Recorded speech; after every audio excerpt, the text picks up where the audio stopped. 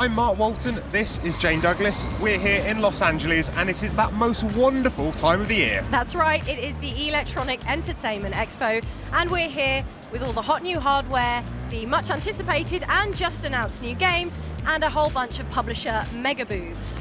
In this week's E3 special, we run down all the latest news from the show. Guy goes and visits DICE in Sweden to pose some questions to the developers of Battlefield, and Jane gets the skinny on Assassin's Creed Revelations single and multiplayer variants. That's right, and then we've got your comments naturally and a competition in which we will do our best to get rid of all the promotional tats. That is to say, glorious promotional swag that we pick up as we roll around the E3 show floor like tat collecting Katamaris. All right, and but first of all, what are we going to do? We're going to jump inside, check out some of the hot booths on display, so let's do it. Let's go. So hey you guys, here we are in the West Hall, one of the two mega halls that make up the E3 2011 LA Convention Center Fandango, I guess. So this is where the magic happens. This is the GameSpot booth. Let's just head inside. We'll wander through. This area here is the editorial area. You can see everyone working away at their desks. So let's wander through and we'll show you where the magic happens. You can just see Mark over there. He's working real hard, so he can't be with us right now. But come this way, I'll show you where the video guys work.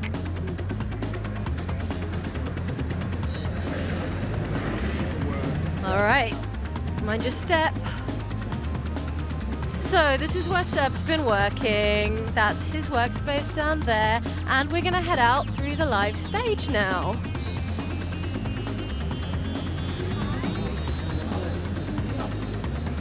All right, moving on. There's the makeup area. We do need our makeup. And here we are, this is the live stage. You can see Sean up there, prepping for something. Yeah, so this is our GameSpot live stage. Let's get out of the GameSpot booth. We are right next door to our friendly neighbors Nintendo and their colossal white Nintendo Temple of Awesome. Let's head down this way and we can take a peek inside, but we can't actually go right in there now because this is the queue. You can kind of see the queue. People are sort of excited to try this new Nintendo console. I don't know, maybe you've heard about that. Okay, so as we pass by, you can take a peek on the right and see what they've got going on over in there. That is the Hall of Nintendo. All right, there's a 3DS. You can't kind of see the Wii U from here, but rest assured it is in there. Oh, hey, hi, guy. All right, and on the other side is our other neighbor. This is the Capcom booth, which is all, this area is behind closed doors, but they've got Dragon's Dogma, they've got Dead Rising 2, they have, that's Dead Rising 2 off the record, of course, Resident Evil Raccoon City, and all the good stuff like that. There's another big old queue to get behind closed doors for those presentations. But you can see there's a Raccoon City demo right here. And if we move around these glamorous recycling bins, there is the Capcom main screen. Hot, right? Okay, and if Sebastian would like to turn around, we've got the PlayStation mega booth right here. So yeah, Nintendo and PlayStation right next door this year. And yeah, the PlayStation booth looking shiny as ever. Oh hey, look, PlayStation Home. How is that here? Okay, this is where we've got a bunch of the PSN games. But you can kind of see through there and just like how much stuff PlayStation's got going on. You can kind of see the NGP, oh I'm sorry, the PS Vita up in the background there on the big screen. We'll take a closer look at that in a second. And moving on. Oh hey, it's the Razer guys, but more importantly, here is the Bethesda booth right next door to Sony. Now this is kind of all walled in with these magnificent Skyrim walls, but if you take a look up, you'll see our friendly Skyrim dragon. So that's pretty cool. And back that way, there's just more Sony. It's just Sony forever. So that's some of the highlights of the West Hall. Now let's head over into the second hall, the South Hall, and we'll give you the news from the show. Okay, so how about the biggest news of E3 as we see it? Nintendo. Right. All the Nintendo. way. Easily the most interesting of the press conferences, I think, over the weekend. And, Okay. well, weekday even. But yeah, so Wii U. Right. So Wii U is the new console from Nintendo. Project Cafe was real after all. Yes, it was. And it's a whole crazy controller thing. Right, it has a new controller. But first Yeah. of all, let's do the name because that's where they started, and it is just a name, but it is also Wii U. How do you feel about that? I genuinely laughed out loud. I was in the GameSpot booth, and a couple of us just really started laughing. It was. Could have been worse. It could have been worse. It could have been like Wii Stream or something, was the which was rumour. kicked around, which is just The great. plausible rumour. Which is very close to Golden Shower, and it could have gone horribly wrong Right, at that point. glad you went there. Yeah, yeah, I know. I had to go there. But yeah, I think it's interesting. It's a bit like Wii University, or just I don't know, Wii U. It's a bit What like. was the I meta don't know. explanation? It's because it's about us. It's about so us it's now. we, me and you. Yeah, it's us, about you Wii personally. U. It's about your personal Sure. gaming rather than the gaming of you and your family. Whatever, Nintendo. Which is Wii. All I right. don't know. So Okay. it got too meta for All me right, at that hardware. point. Yes. Hardware. That's your thing. Hardware. I like hardware. Okay, so it's a whole new console. Yeah. Although in the presentation they put all the emphasis on the new controller, to the point where they didn't actually show us the box. That was one of the the interesting console. things about the presentation. You're right. So the actual box was kind of hidden away, and all the focus was on the controllers, to the point where a lot of people were confused about exactly what this was. Is this a peripheral for the Wii? Which the name kind of implies as well, Wii right? U, Wii right. U. Mhm. But it's not. It's a separate box. It does 1080p graphics.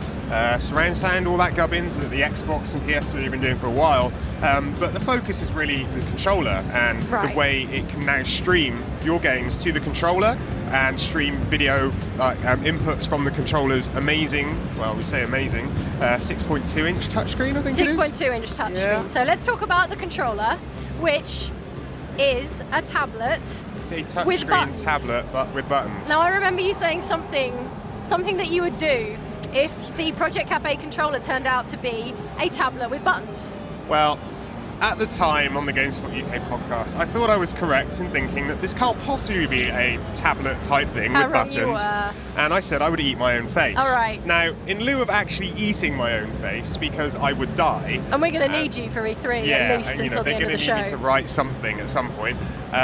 What I've got here is a photo of my face. So what I'm going to do is eat this. Now, I'm only doing this because I incessantly got tweeted after the Nintendo press conference to eat my own face. And we didn't have time to put this on a cake or anything. And to be fair, this is more painful for me. So I'm actually going to eat this. And while I do this, Jane is probably going to run down some more specs from I'm going to tell you about the Nintendo. Wii U controller while Mark digests. So it's a 6.2 inch tablet, touchscreen with a front-facing camera. It's got 4 shoulder buttons. It's got 2 sticks. It's got a D-pad. It's got 4 face buttons. So you're getting the idea that it's positively bristling with buttons. There are a number of buttons on the controller. How's that taste, Mark?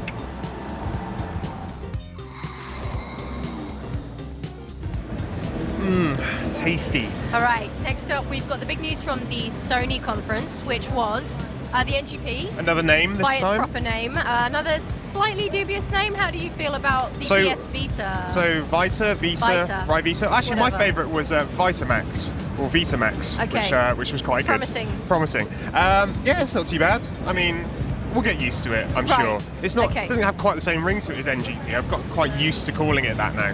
and you'll get used to this. I'm sure I will get used to it. But what we did get was also the pricing and some kind of release window. Yeah. So the pricing was $249 and €249. Okay. And that was for the Wi-Fi only. With 3G, it's $299 in either currency. So Right, not okay. bad. Yeah, they haven't priced themselves out of the market No. when it comes to, the 3DS price, say. Yeah, I think people were pleasantly surprised with the price. I think people were expecting it to be like $350, something like that for the Wi-Fi only model. So for it to be $250, yeah, it's pretty cool. And we were at the Sony conference and we played some of the games they had on show. I was playing the Uncharted Golden Abyss Yes. Looks very good, and I know you played a number of There them were some great games on the show floor at the Sony event. You know, they had a load of Vita games. I played Mod Nation, they had Uncharted, played Street Fighter Cross Tekken, which was fun. I played Pixel Junk's new game, which is looking fantastic. That's side scroller, which is kind of a really old style arcade stuff.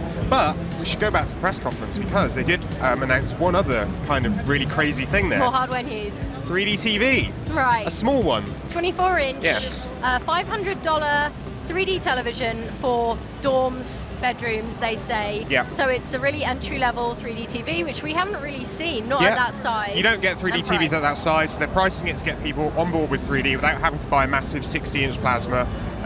It comes with a game, a shooty thing, two sets of glasses, and you can play split screen on it as well.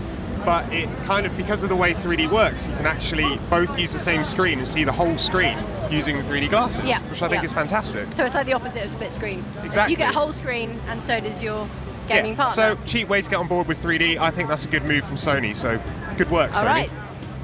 And next up, we've got the big announcements, such as they were from the Microsoft conference, which was very Kinect heavy, leaned on Kinect a great deal. Perhaps a little too much Kinect for me. I mean, I think when I saw the Tom Clancy stuff, where he was kind of doing this kind of he was like, it was a bit, that was okay, the gunsmith bit actually, because it was very Minority Report. He was like going whoosh whoosh whoosh whoosh, but when he was actually playing the game, it just looked hilarious. Like, you know, when he had to pull the gun out of his thing to reload, and then he was walking around like this and doing that kind of motion. And I look hilarious now doing it, but when he was doing it on stage, it was just. But we, in terms of Kinect in core titles, we also saw Mass Effect 3's voice command integration, where you'll use voice commands to order your squad around, but also to interact with them in the dialogue trees. Because that's something I've always wanted to do in Mass Effect, is stand there and go, yes, please. No, it's not. Right. It's not good for me. Okay. I'm never going to do that. Do you play Lady Shepherd or Dude Shepherd? I do play Male Shepherd, but even if I play, could you imagine you played Lady Shepherd? You had to do it in a female voice. I don't think you will have to do it. I'd be like, yes, Krogan. Yeah, not good. That's how I don't think it's good. Okay, all right. What else did we have? We had Kinect Labs. Yeah, Kinect Labs is an interesting idea. Developers are able to get their own stuff onto Kinect. So any like kind of the third-party developers can, and universities and even people just messing around with Kinect can submit ideas to a Kinect website, and then people vote them onto Kinect to labs, and people can play them, which is cool. So that's Kinect Fun Labs, and that's already available. That was available as the conference went out. That's pretty cool. Yep. And what else did we see? We saw the Double Fine Sesame Street game, Once Upon a Monster. Yeah, that was cool. Really sweet, right? Yeah, I think that was cool as well. And I'm just trying to look through my notes here, what else there was. Halo 4, we got a tease Halo 4 was really good. Tomb Raider looked amazing. You think? I thought it looked amazing. Very brutal. Lara was getting, brutalized. She had like shrapnel in the leg that she had to pull out. She screamed a lot. Right, very she did bloody, scream very a lot. gory. But it's a lot more realistic than the old Tomb Raider, where she was practically indestructible. And it was a very unrealistic depiction. I mean, she was unrealistic in other ways, but I think that, this kind of new visceral thing they're going for. I hate the word visceral, but that's what they're using. It's quite cool. Okay, we'll see on that. What else was there? Halo Anniversary. So it's Halo Combat Evolved Anniversary. Yep. For the 10th anniversary of the original Halo game, they're going to be delivering a HD remake. Yeah. That's cool. We didn't hear a great deal on Halo 4, but we did get a teaser. We got a teaser. And also the surprise of the show, more or less, because we suspected the rest, was Minecraft. Yeah, Minecraft with on Kinect, the 360. Obviously with Kinect compatibility for the 360. Pretty excited about that one, actually. I love Minecraft, so that's going to be cool. Okay. Rounding up the other stuff, Far Cry 3, which you saw. Yes, there was an announcement at the Ubisoft conference for Far Cry 3, so that was brand new. And also Ubisoft had Brothers in Arms. Yeah, which is Inglourious Bastards, as it were. Yeah, the game, correct. Basically. With Randy Pitchford working on that. Mario Kart 3DS as well, from the Nintendo stuff. Luigi's Mansion 2, Star Fox, Mario 3D, and something Bioshocky for NGP. That was at the Sony conference. Yeah, we had Ken Levine on stage saying that there would be a Bioshock game for the Vita. Yeah. And that was literally it. And move support for Infinite, because everyone was clamoring for that. Okay. Absolutely.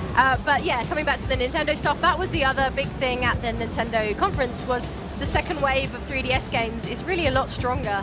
The first party 3DS games a lot stronger than the first. Yeah. Well, I think overall Nintendo's press conference was the most impressive. I think they've had the biggest news this show. 3DS was great. It's got me back on board with it. I think even the Pokédex stuff. So I guess you'd say Nintendo was your star conference of the show. Absolutely. I think Nintendo blew it away this year. It was amazing. Loads of cool stuff to see, and I can't wait to get my hands on the Wii U later on. Right, yeah, good luck with that. Yeah, You've seen I the shall try. keys? I did. But hey, I'm hardcore. I can do it. Okay, so right, that's the news coming out of E3. Remember how last week on Start Select, both Guy and Johnny were away, and you had to suffer the intolerable presenting skills of video monkey Seb Ford. Hi, Seb. Well, turns out they were in Sweden, seeing DICE and asking them about Battlefield 3. Here's how it went down.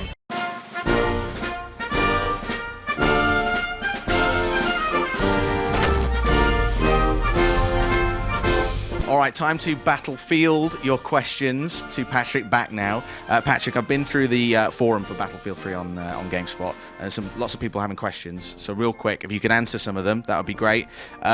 First one is from GameSpot user Callister Kuhn. He says, is this a safe place to hide from monthly fees? Yes, Battlefield has always been about, if you buy the game, you get the full game experience. So yes. Does anyone know if Battlefield 3 will have battleships and subs like in Battlefield 1942? We will have ships of some kind, but I can't go into detail on exactly what that means. All right, something to look forward to for GameSpot user BS Bala09 there.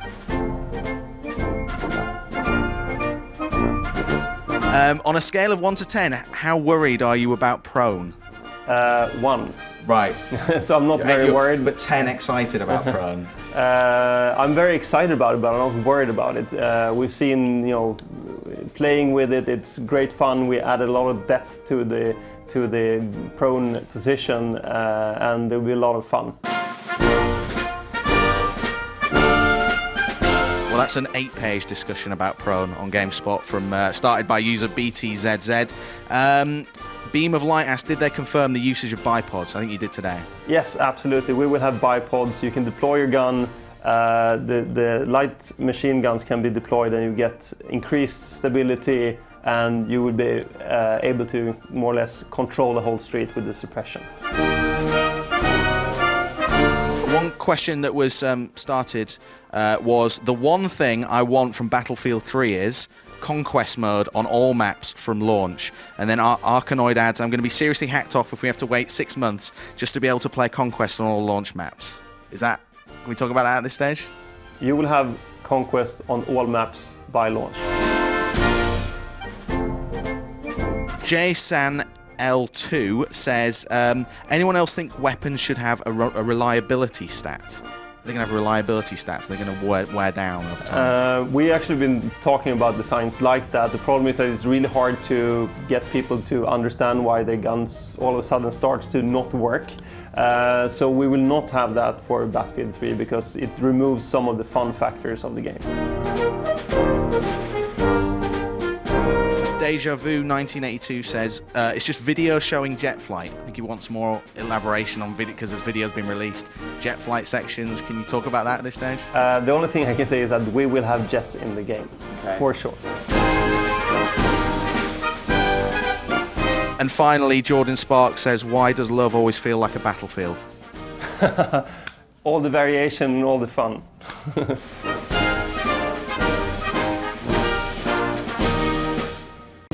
Next up, we have got straight from E3 an interview with the makers of Assassin's Creed Revelations. In it, you'll be playing as Ezio and Desmond and Altair, because Desmond's fallen into a coma and he's plugged into the Animus, and Ezio is reliving the memories of Altair from Constantinople, and there's also Templars, and I don't know, just check it out. Hey, this is Jane Douglas for GameSpot here at E3 2011. We're here with Alex Amancio, Creative Director on Assassin's Creed Revelations. We're very pleased to be joined by Alex, and we've just had a very impressive demo. First of all, Alex, tell us, Assassin's Creed Brotherhood kind of wrapped us up in a bit of a narrative knot at the end. How are you gonna resolve that? Where are you gonna take us from there? Essentially, Revelations is the end of the Ezio trilogy. So everything from AC2 and ACB has been leading up to this. What we're going to do is we're going to sort of set up all of the sort of the revelations that stem from Altair's role in AC1, all through AC2 and ACB, and we're going to present a sort of a narrative nexus point, where the sort of the past and future of everything to this point is going to sort of fall into place, like the pieces of the puzzle are sort of going to fall into place, and you're really going to understand everything about like everything that's led up to this and everything that's to come in the next chapters. So you're promising us everything will become clear. Yes, exactly. Okay, and you're going to be playing as Ezio for the most of it, but also as Desmond. Yes, and Altair. And what are the proportions? How's it going to work, and how are you going to be moving between them? You did explain a little bit about how the Animus would work. Yes. Essentially, Desmond is stuck in the sort of the black room of the Animus, as we call it, sort of the low-level operating system. After Brotherhood, he falls into a coma, and he's sort of put in the Animus to keep him alive, like to sort of keep him from reaching like limbo. He falls through the sort of the white room operating system and into the low-level DOS-like Animus. This is a very abstract level where everything like sort of systemic rooms meet sort of his subconscious, and he needs to find sort of the back doors into the entry points to the memories of Ezio. It's through the completion of Ezio's memories and the reaching of that certain nexus point that he will find his way out of the Animus. So that's how Desmond gets to play Ezio's memories. Now, Altair is played through Ezio himself.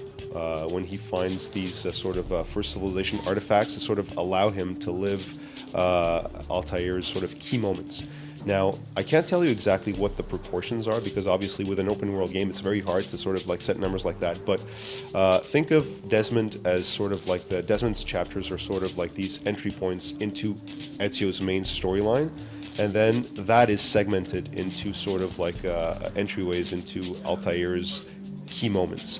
So Altair lived a very long life. I think he died at 90-something. So you will get to play him from his late teens or early 20s up until when he's 90. So that gives us a lot of room to intercut with all the key moments in his life. Okay, so you're going to be playing as Ezio, playing as Desmond, as Ezio, who's playing as Altair. Do you ever get like an Inception kind of feel going on here? Yeah, a little bit. But that's all about Assassin's Creed, right? It's all about like the Animus and playing your ancestors' memories. So it was always the case. Okay, and sorry, with that plot, you see it as being the end of this trilogy, and the trilogy being Assassin's Creed 2, and then Brotherhood, and then Revelations, and that's the end for Ezio and Altair. But how about Desmond? Desmond will carry on. So you see Assassin's Creed as being around Desmond? Yes, it traditionally it has always been, right? That sort of Desmond is the present-day link to all his ancestors. There is a sort of overarching present-day narrative. It's all about the end of the world in 2012, which is fast approaching in real time. So obviously we need to conclude everything so that we are in real time when we reach the actual date. Okay, all right. So preparing for the end of the world then. Exactly. Okay, all right. Let's move away from the plot perhaps, and to the new mechanics in the single player specifically. We saw this. We saw some of the action with the new hook blades, and also with the zip line, which it keys into. Yes. The hook blade is one of the systems that we're adding to the game. First of all, the hook blade speeds up navigation by about from 25 to 30%. Not only does it speed navigation, but it actually adds flow. Also, Assassin's Creed is all about movement, right? You know, free running and running around the open world city. And we felt that when you came into combat, it sort of like slowed the pace a little bit. So we added one of the elements for the hook blade is that it adds fluidity and adds a bridge between movement and combat. So, for example, you can run towards an enemy, perform a hook and throw, which vaults you over the character, catapults him on another NPC, and allows you to start the fight right off the bat, like very boom, from movement to combat instantaneously. That's just one of the sort of the moves it adds. Okay, and we also saw some of the new crafted bombs. Tell us about those. We showed you a couple of samples of the crafted bombs with the demo. Obviously, you know how economies in games are typically around money. You know, you have very little at the beginning and you have too much at the end. We sort of shifted our economy. We still have money, but a little bit towards ingredients. The whole goal of this is to give the player the opportunity to run around the city, buy, and find new ingredients combine him and create bombs that will help him sort of like manipulate the game towards the type of gameplay that he likes. For example, he or she likes. For example, if a player is very stealth oriented, well then he can create bombs that will reinforce that. Like for example, the smoke bomb that we showed you in that demo. Or another setup, for example, I kill a guard, I drag him into a place where I know a patrol is going to come by, I set a tripwire bomb, and then just wait until the other guards spot that, come by, as they examine the corpse, boom, the tripwire goes off. So we're really opening up a lot of gameplay possibilities. We're allowing for players that like to play aggressively to be able to reinforce with bombs.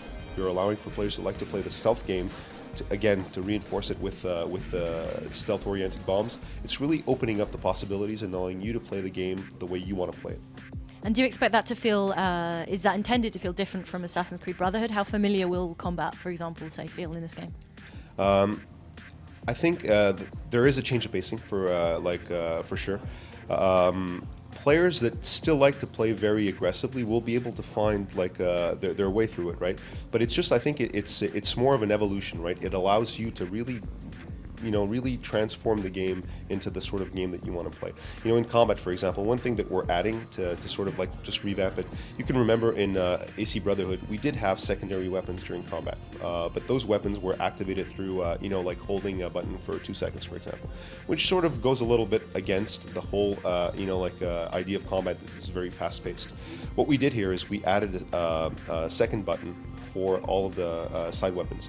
So this really opens up the possibilities during combat. You might be fighting with your sword or hook blade, and then all of a sudden turn around and throw a quick bomb on an incoming character. It really allows for more fluidity and more variety during combat. Okay, great. Well, just last now, let's talk about, you began the demo by saying you wanted the game to be more narratively meaningful.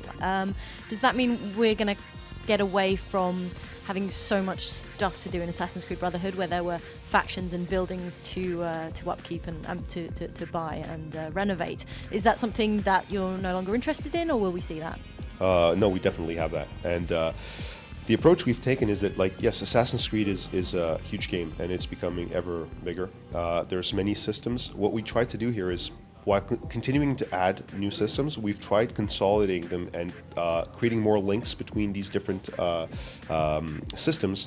And that way we reinforce the core experience of the game. So we have something new that we haven't shown yet. It's called the Assassin's Dens. The Assassin's Dens has sort of like 2 parts to it. First of all, it is some new gameplay elements, low-level gameplay elements that you can do with your assassins in the city. There is also a tie-in to more of a Mediterranean gameplay where you send your assassins on missions, like in Brotherhood, but an evolution to that. And then we also consolidate a lot of the existing systems from Brotherhood, for example, the Borgia Towers, the actual Brotherhood and the city improvement elements, and we merged them all, we tied them all into the core narrative experience. So although it's still as big or even a bit more elaborate in terms of systems, they seem more connected, so the player can't sort of go around them. It's part of the experience. All right, very cool. Well, thanks, Alex. We can't wait to see more. Can you just give us the platforms and release window, please? Yes, PS3, Xbox 360, and PC, and the game will be out November 15th. Great, thanks very much. Okay, now it is time for your feedback, as per usual. Firstly, we've got an apology. A number of you have brought it to our attention that there has been an audio issue with the iPod version of the show. We are aware of it and have a crack team of our finest tech monkeys working on the problem even now.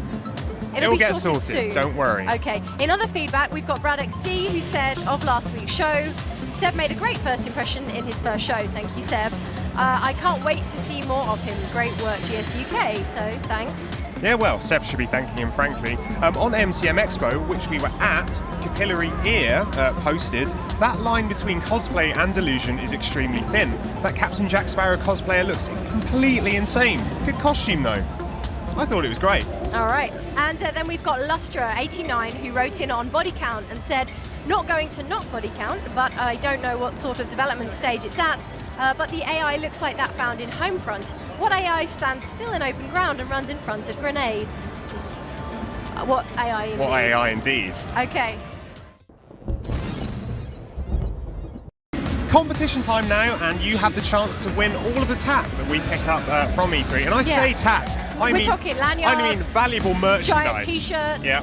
badges. We may even give our badges away. Right, Mark's own badge. This very badge, which That- I have worn and has got my lovely sweatiness on it. You could win it. All Right, yours. You're really So- selling that prize. I'm selling it, but there will be good stuff in there. There'll be loads of swag, and we'll pick up as much as we can for you. So all you have to do to win is answer this question. If you could call the Wii U by any other name, what would you call it?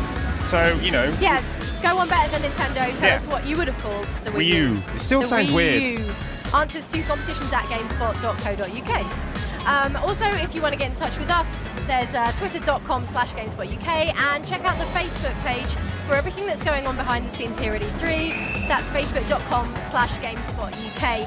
Also, you'll find all of our E3 coverage at e3.gamespot.com. Take it away, Mark. well, I think that's it for the show, isn't it? So happy gaming, spotters.